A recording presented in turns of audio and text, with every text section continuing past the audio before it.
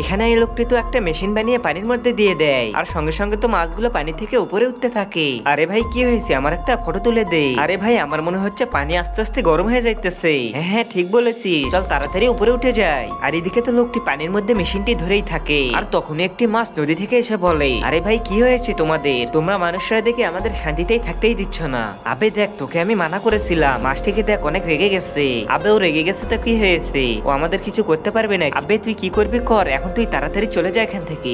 এই যে ভাইজান কিছু একটা তো হয়েছে, নয়তো আজকে সমুদ্রের পানি গরম কেন হবে। হ্যাঁ ভাই ঠিক বলেছিস, ওই যে সামনে দেখ কিভাবে সমুদ্র থেকে মাছ তুলতেছে। হ্যাঁ হ্যাঁ ওই যে দেখ মাছ শিকারিটা পানির মধ্যে একটা মেশিন দিয়ে পানিগুলো গরম করতেছে। চল ওকে গিয়ে নিষেধ করতে হবে। আরে পানি তো অনেক গরম হয়েছে, এখন আমার কেটে পড়াই ভালো। এই যে ভাই তুমি সমুদ্রে কি মেশিন এনেছো যাতে সমুদ্রের পানি গরম হয়ে যাইতেছে। আরে ভাই আমি একটা মেশিন বানিয়েছি, এই মেশিনটা সমুদ্রে ধরলে পানি অনেক গরম হয়ে যাবে আর মাছগুলো সব উপরে উঠে আসবে। আরে ভাই এটা করা ঠিক নয়, এতে সমুদ্র সব প্রাণী বিরক্ত হয়ে যাবে। আরে ভাই সাহেব আপনারা কোথা থেকে এসেছেন, আমি আমার বন্ধুকে আগে থেকেই জানি, ওর অনেক লোভ, ও কিছুতে আপনাদের কথা মানবে না। কি কথা মানবে না, তাহলে তো আমাদের হাতও থামবে না। এই কথা বলে তারা তো তাকে পিটাতে শুরু করে।